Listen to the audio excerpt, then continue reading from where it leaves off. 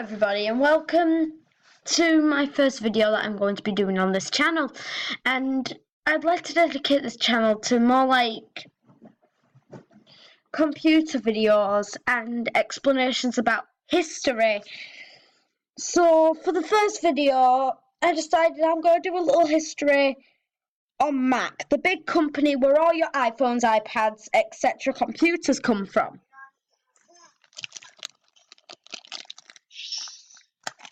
So, I'm going to wait for this to start up.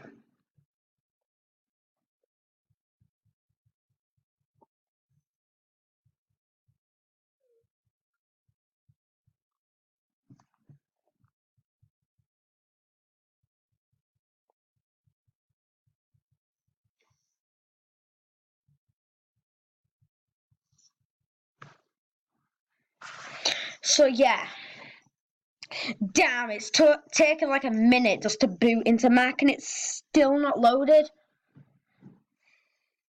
So, the main focus of Mac, like when Mac was first to start, it was more focused on revolutionizing technology, and it started not with Mac OS X, but it started with Mac, as in the Macintoshes, which used to use floppy disks to boot up. Now, since we're in the age of Mac OS X, I decided I'd use an older version of Mac OS X, which seems to have problems doing anything. So I'm going to go over the basic stuff of Mac and what they implemented to like one of the first versions of Mac OS X. If this computer could go a little bit faster, it'd be better. Okay, so another thing was, like most operating systems now, you had the option to make it so they would have to type a name and password to get in. So I'm just going to log in. That was a really good thing about Macintoshes, because then you'd be able to basically have a server where students would be able to log in. But since Mac has recently gone down in productivity, except from the iPhones and iPads in recent years, that's a kind of bad thing for Mac, causing problems with marketing campaigns and producing new products at quicker times. And they are now beginning to be taken over by Windows. So this is what a casual desktop would look, this including the sub and the desktop background. This is what it would look like. The dock would also be a very laggy thing.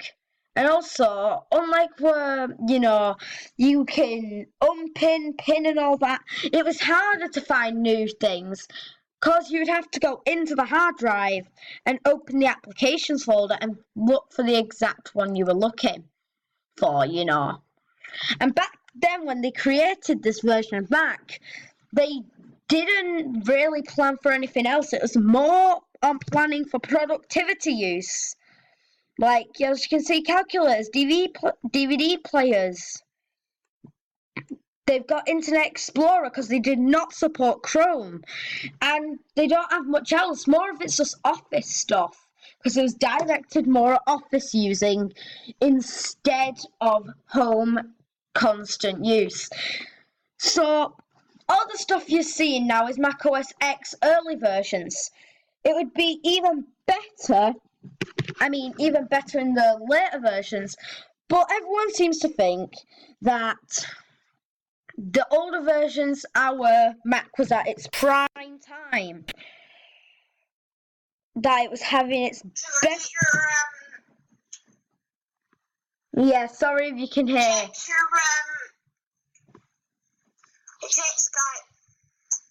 Should be something messages. Anyhow, sorry for that. I'm on Skype with one of my friends. But as you can see by this calculator,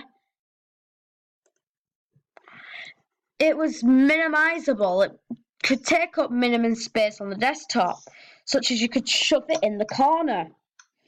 Now, this is only meant to be a short video due to it's an introduction video, and I thought I'd do it on Mac. There's not much history between Mac as such, you had Steve Jobs. Steve Jobs was the thriving part of Apple, and we all know and love him today. He was the creator, basically, of Mac OS X.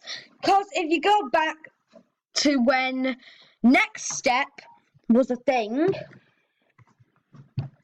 it always has had representations of Mac OS X. So if I quickly pull up my menu here, I'll show you pictures of Next Step, and you'll see the similarities I am talking about. So if I go to the Next Step calculator,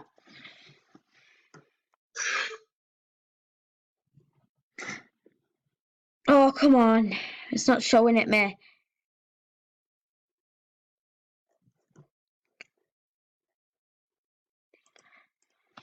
Come on.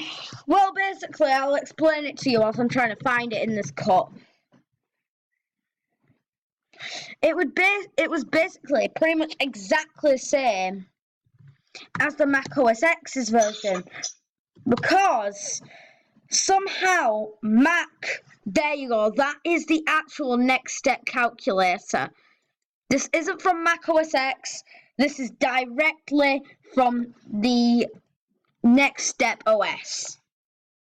Fuck off. Anyhow, that is the Next Step OS's calculator. I'm not sure you can see it. I'll try and search within this image.